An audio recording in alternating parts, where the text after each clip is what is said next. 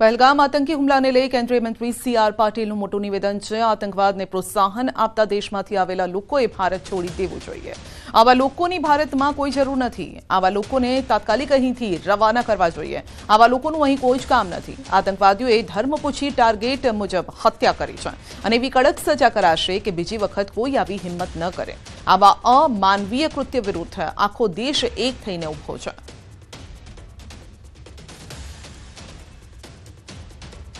આવા આતંકવાદને પોષાવાળા દેશમાંથી આવેલા લોકોના અહીંયા કોઈ કામ નથી। અમને તાત્કાલિક અહીંયાથી રવાના કરવા જોઈએ અને હું મક્કમતાપૂર્વક માનું છું કે ખૂબ સારું પગલું, સારો નિર્ણય આ કરવામાં આવ્યો છે। જમ્મુ કાશ્મીરમાં આતંકી હુમલાને લઈ દ્વારકામાં પણ સુરક્ષામાં વધારો। દ્વારકાધીશ મંદિરમાં સુરક્ષામાં વધારો કરાયો છે। તો ગુજરાતના પ્રખ્યાત મંદિરોની સુરક્ષામાં વધારો અને ત્યારે દ્વારકાધીશ મંદિરમાં પણ સુરક્ષા વધારાઈ છે। બોમ્બ સ્ક્વોડ ટીમ પણ મંદિરમાં તૈનાત છે। મંદિર આસપાસ વિસ્તારોમાં સઘન ચેકિંગ હાથ ધરાયું। દ્વારકાધીશ મંદિરમાં ચુસ્ત પોલીસ બંદોબસ્ત વચ્ચે યાત્રિકોનું સઘન ચેકિંગ કર્યા બાદ મંદિરમાં પ્રવેશ આપવામાં આવી રહ્યો છે।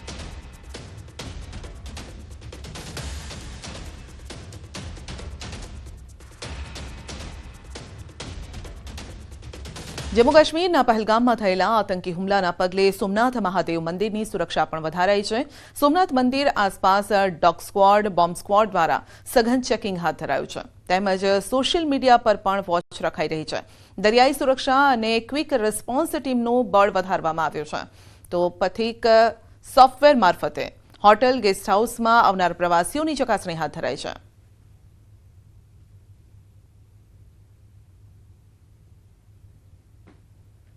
તમામ એન્ટ્રી એક્ઝિટ પોઈન્ટ ઉપર રેગ્યુલર ચેકિંગ ચાલે છે, પણ અમે છેલ્લા 2 દિવસથી ચેકિંગ વધારી દીધું છે।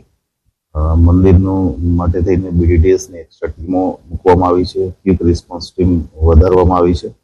સાથે સાથે રાતનું જે પેટ્રોલિંગ છે એમાં પણ વધારો કરવામાં આવ્યો છે અને મંદિરની કારણ કે કોસ્ટલ એરિયા છે આખો અમારી પાસે, કોસ્ટલ એરિયામાં પોલીસની બોટ દ્વારા પેટ્રોલિંગ અને બાકીની જે આવજા કરતી બોટો છે એ બોટોનું સરપ્રાઇઝ ચેકિંગ આજથી ચાલુ કર્યું છે। પહેલગામ આતંકી હુમલા બાદ સરહદી જિલ્લા કચ્છમાં પણ સતર્કતા વધારાઈ છે। કચ્છમાં આવેલી ભારત પાકિસ્તાન બોર્ડર પર વધારાઈ છે સુરક્ષા।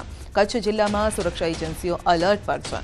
બોર્ડર પર આવેલા તમામ સ્થળોએ સઘન ચેકિંગ હાથ ધરાયું છે। કચ્છના પ્રવેશ દ્વાર આડેસર હાઈવે પર ચેકિંગ હાથ ધરાયું। જિલ્લામાં પ્રવેશતા તમામ વાહનોનું ચેકિંગ કરાયું છે। આડેસર ચેકપોસ્ટ પર વાહનોનું સઘન ચેકિંગ હાથ ધરાયું છે। કચ્છ બોર્ડર પર સુરક્ષા એજન્સીઓએ વધાર્યું છે પેટ્રોલિંગ।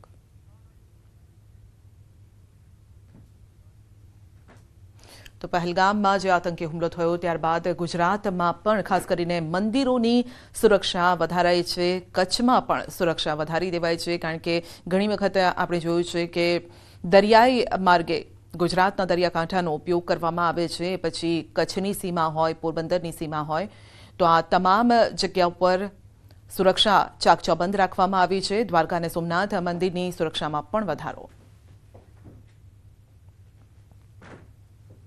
બુલેટિનમાં આગળ વધીશું નાનકડા બ્રેક બાદ।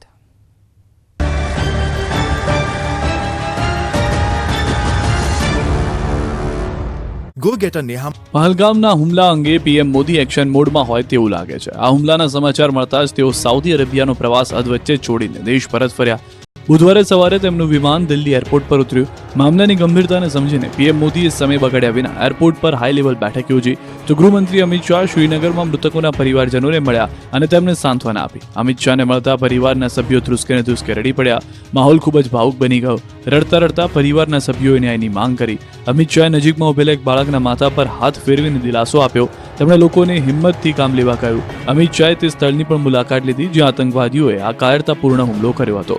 સુરક્ષા અને ગુપ્તચર એજન્સીઓએ પહલગામ હુમલાના શંકાસ્પદ આતંકવાદીઓના સ્કેચ જાહેર કર્યા છે। તેમના નામ આસિફ ફૌજી, સુલેમાન શાહ અને અબુતુલ્લા હોવાનું કહેવાય છે। ગુપ્તચર સૂત્રોએ જણાવ્યું હતું કે હુમલાનો માસ્ટરમાઇન્ડ લશ્કરે તૈયબાનો ડેપ્યુટી ચીફ સૈફુલ્લાહ ખાલિદ છે। લશ્કરે તૈયબાની વિંગ ધ રેઝિસ્ટન્સ ફ્રન્ટ એટલે કે TRF આ હુમલાની જવાબદારી સ્વીકારી છે। પહલગામમાં થયેલા આતંકી હુમલાના ઘેરા પ્રત્યાઘાત સમગ્ર દેશમાં પડ્યા છે। આતંકવાદ અને પાકિસ્તાન સામે લોકોનો આક્રોશ ફાટી નીકળ્યો છે। લોકો રસ્તાઓ પર બેનરો સાથે વિરોધ કરતા નજરે પડી રહ્યા છે। ગુજરાતીઓના મોતથી સમગ્ર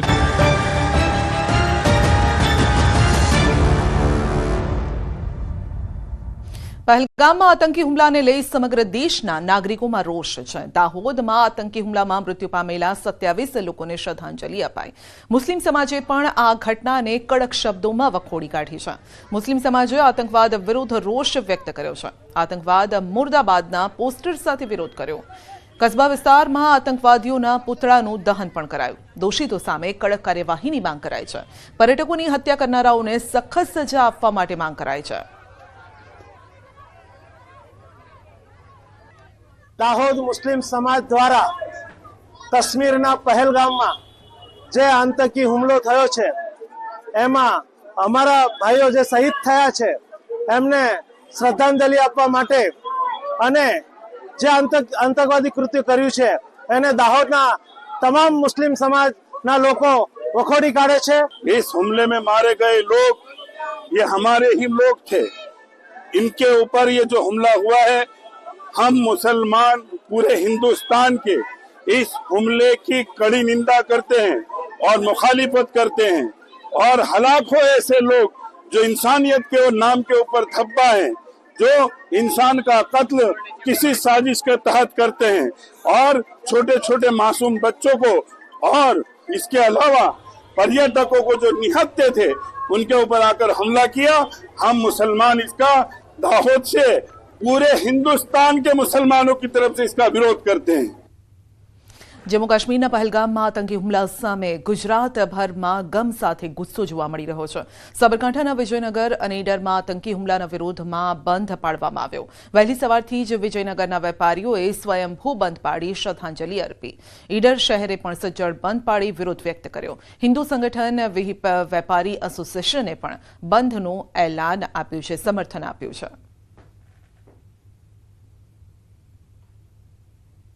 પહેલગામમાં થયેલ આતંકવાદીના હુમલાના વિરોધમાં આજે ઈડર નગર સતત બિલકુલ બંધ રાખવામાં આવેલ છે. તો ઈડરમાં પણ સ્વયંભૂ બંધ જોવા મળ્યું છે. વેપારીઓએ બંધ પાડી અને આતંકીઓ વિરુદ્ધ રોષ વ્યક્ત કર્યો છે. આ સાથે જ મૃતકોને શ્રદ્ધાંજલિ પણ આ રીતે વ્યક્ત કરવામાં આવી રહી છે, અર્પવામાં આવી રહી છે. તો બે દ્રશ્યો આપ જોઈ રહ્યા છો. સાબરકાંઠા અને મહેસાણામાં બંધ પાડી અને વિરોધ કરવામાં આવી રહ્યો છે. બીજી તરફ શ્રદ્ધાંજલિ પણ આપવામાં આવી છે. ગુજરાતના જે 3 લોકોના મોત થયા છે તે મૃતકોને શ્રદ્ધાંજલિ, પરિવારને આ દુઃખ સહન કરવાની શક્તિ આપે તેવી પ્રાર્થના પણ કરાઈ.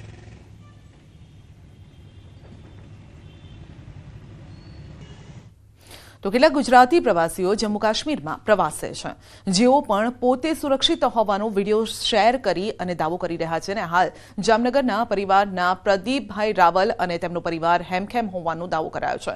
પ્રદીપભાઈએ આ વિડીયો પણ શેર કર્યો છે. જામનગરથી અમે અમારા ફેમિલી સાથે 4 જણા નીકળેલા મોરારી બાપુની સપ્તાહ માટે શ્રીનગર આવ્યો, પરંતુ સંજોગોવશ પહેલગામમાં હાદસો બન્યો ત્યાર પછી અમે શ્રીનગરમાં રોકાઈ ગયા છે. પરંતુ અમને કોઈ પણ જાતની તકલીફ પડેલી નથી. અહીંયા પર અજય મોદી જે અમદાવાદના મોદી ટૂર્સ એન્ડ ટ્રાવેલ્સ દ્વારા ભાઈ છે, એમને ગુજરાતી માટે કોઈ પણ જાતની જરૂરિયાત હોય તો એને પૂરી પાડેલ છે. 3 દિવસે રસોડો ચાલુ કરેલ છે અને અમારી કોઈ પણ જાતની ચિંતા કરશો નહીં, અમે સેફ છીએ. તો અમરેલી જિલ્લામાં સિંહોની વસ્તી ગણતરી પહેલા જ એક સિંહણે જીવ ગુમાવ્યો છે. દેવળિયા ગામના પાટિયાથી શેત્રુંજી પુલ વચ્ચે સિંહણનું માર્ગ અકસ્માતમાં મોત થયું. રોડ ક્રોસ કરતા સમયે અજાણ્યા વાહને અડફેટે લેતા સિંહણનું મોત થયું છે. લીલિયા વન વિભાગ ઘટના સ્થળે પહોંચ્યું, મૃતદેહનો કબજો લીધો.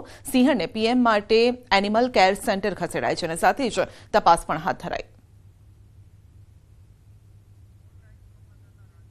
વધુ અપડેટ મેળવીશું સંવાદદાતા રાજન પાસેથી. જી રાજન, એક સિંહણનું મોત થયું છે અકસ્માતે. બિલકુલ સંધ્યા, અમરેલીથી સાવરકુંડલા તરફ જતા રોડ પર શેત્રુંજી નદી નજીક હાઈવે પર જ આ સિંહણનું મોત થયું છે.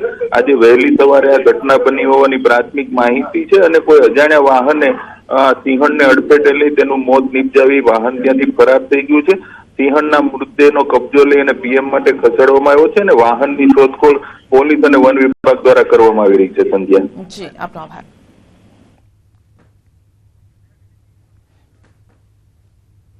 અમરેલી ધારીમાં વન વિભાગની સરકારી જીપે છકડો રિક્ષાને અડફેટે લેતા રિક્ષા પલટી મારી ગઈ। ધારીમાં ચલારા રોડ પર અકસ્માતની આ ઘટના રિક્ષામાં સવાર 2 વ્યક્તિ ઘાયલ થયા છે, હોસ્પિટલમાં ખસેડાયા છે। અકસ્માતનો બનાવ સીસીટીવીમાં કેદ થયો છે। ઘાયલના પુત્રએ પોલીસ કાર્યવાહીની પણ માંગ કરી છે। તો અકસ્માતના દ્રશ્યો સામે આવ્યા છે અને જે સીસીટીવીમાં કેદ પણ થયા છે।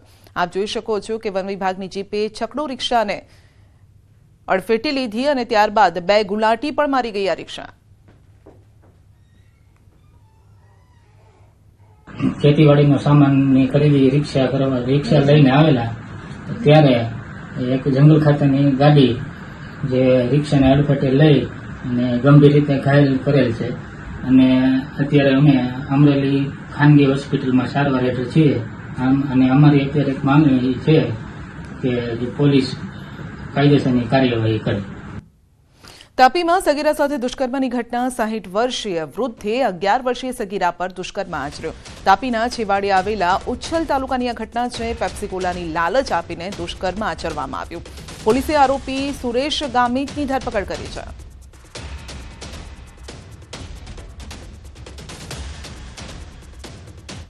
11 વર્ષની બાળા જે એક દુકાને વસ્તુ ખરીદવા માટે ગઈ તે વખતે આરોપી નામે સુરેશભાઈ નુરજીભાઈ ગામિત ઉંમર વર્ષ 60ના તેઓ દુકાનની અંદર હતા અને આ દીકરી પેપ્સી કોલા લેવા માટે ગયેલી તે વખતે આ બાળાને ઘરમાં બોલાવી અને આરોપીએ દુષ્કર્મ આચરેલ। હવે અમદાવાદવાસીઓને મેરેજ સર્ટિફિકેટ માટે નહીં પડે મુશ્કેલી। મેરેજ સર્ટિફિકેટને આધાર કાર્ડ સાથે લિંક કરવામાં આવશે। આધાર કાર્ડના આધારે જ મેરેજ સર્ટિફિકેટના નામ લખાશે। એમસીની સ્ટેન્ડિંગ કમિટીમાં આ ચર્ચા કરાઈ છે। મેરેજ સર્ટિફિકેટ અને અન્ય ડોક્યુમેન્ટ અલગ અલગ હોવાથી આ મુશ્કેલી પડતી હતી। અમદાવાદ મ્યુનિસિપલ કોર્પોરેશને રાજ્ય સરકારને કરી છે રજૂઆત। રાજ્ય સરકારની મંજૂરી મળતા જ આગામી સમયમાં આ નિયમ લાગુ કરાશે।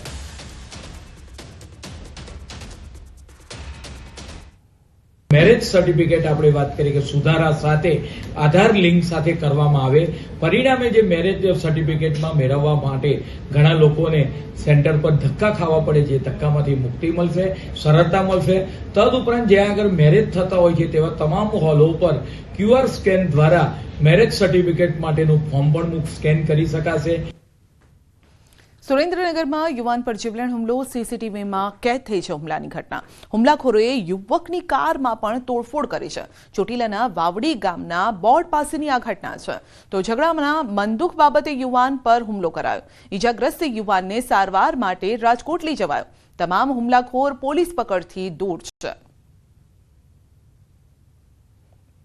તો યુવાન પર જીવલેણ હુમલો કરવામાં આવ્યો છે। એકના હાથમાં લાકડી દંડા જેવું કંઈ સાધન જોઈ શકાય છે અને તેઓ ચર્ચા કરી રહ્યા છે, વાતચીત કરી રહ્યા છે। જોકે ત્યારબાદ આ વાતચીત વધુ ઉગ્ર બની જાય છે।